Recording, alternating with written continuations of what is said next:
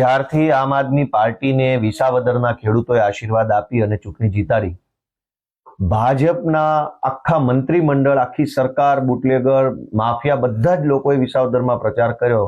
તેમ છતાંય ભૂંડામાં ભૂંડી રીતે, ઐતિહાસિક રીતે પરાજય મળ્યો.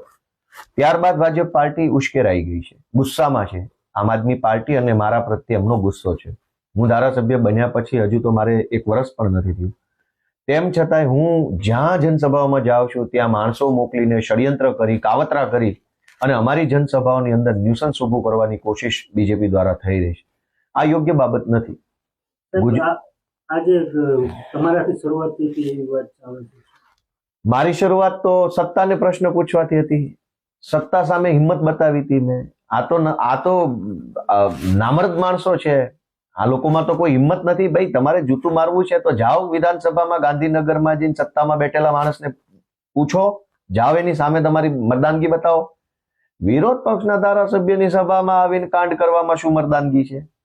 આ તો કાયર માણસોના કામ છે. ભાઈ, ગોપાલ ઇટાલિયાનું ઉદાહરણ લેતા હો તો ગોપાલ ઇટાલિયાએ સત્તામાં બેઠેલા ખાનખાના લોકોની સામે અવાજ ઉઠાવવાની હિંમત કરી છે. હિંમત એવી તો જાઓ વિધાનસભામાં, જાઓ ગાંધીનગર અને કરો તમારે જે કરવું એ.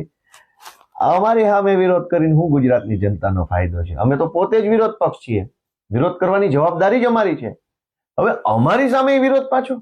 આ તો હાસ્યાસ્પદ કેવું કે દુર્ભાગ્યપૂર્ણ કેવું? આવી ઘટના 1 થી 2 વાર